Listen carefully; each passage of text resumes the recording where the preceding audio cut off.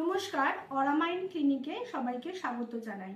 আমি parenting consultant এবং psychological councillor শৈলী মণ্ডল দাস।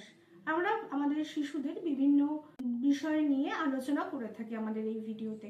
চলুন দেখে নেওয়া যাক আজকের টপিকটি কি। আজকের ভিডিওর টপিক হলো, আমাকে অনেক মায়েরাই প্রশ্ন করে থাকেন যে শিশুদের নবজাতক শিশু জন্মানোর পর আর কি পটি বিভিন্ন কালারের হতে থাকে বাচ্চাদের। তা বাবা মারা খুব কনফিউজড হয়ে পড়েন যে কোনো সময় ব্ল্যাক পটির কালার, কখনো আর কি রেড বা ইয়েলোইশ, কোনটা ঠিক সেই নিয়ে আমি একটুখানি আলোচনা করব। চলুন ডিটেইলে ভিডিওটি দেখে নিই।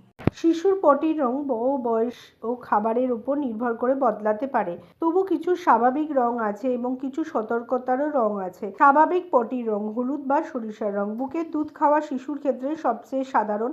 নরম বা দানা দানা হতে পারে, গন্ধ কম, হালকা বাদামি। ফর্মুলা দুধ বা সলিড খাবার খেলে একটু ঘন হতে পারে। হালকা সবুজ।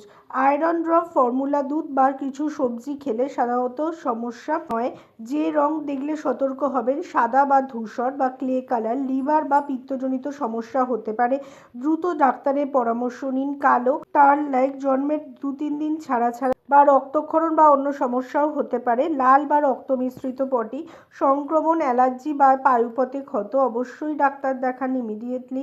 খুব গাঢ় সবুজ দুর্গন্ধযুক্ত পটি, সংক্রমণের লক্ষণ হতে পারে। যদি খুব পাতলা পটি বা দিনে বারবার পটি হয়, রক্ত বা শ্লেষ্মা দেখা যায় পটির সাথে, শিশুর যদি জ্বর বা বমি, খেতে না চাওয়া ইত্যাদি যদি কন্টিনিউয়াসলি চলতে থাকে এবং পটির রং যদি হঠাৎ বদলে গেছে ও 2-3 দিনেও ঠিক হচ্ছে না, তাহলে কিন্তু ইমিডিয়েট ডক্টরের সাথে যোগাযোগ করুন। বাচ্চাদের যে কোনো সিমটমই কিন্তু ফেলে রাখবেন না, ইমিডিয়েট ডক্টরের সাথে যোগাযোগ করবেন। বিভিন্ন প্যারেন্টিং কাউন্সেলিং করা হয়, চাইল্ড কাউন্সেলিং করা হয়। এছাড়া স্পেশাল চাইল্ডদের বিভিন্ন ধরনের স্পিচ থেরাপি, অকুপেশনাল থেরাপি এবং এবিএ থেরাপি এই ধরনের সেশনও করানো হয়। তাছাড়া যে কোনো কাউন্সেলিংয়ের জন্য বড়দের বাচ্চাদের জন্য আপনারা কিন্তু আমাদের সাথে যোগাযোগ করতে পারেন স্ক্রিনে দেওয়া নাম্বারে।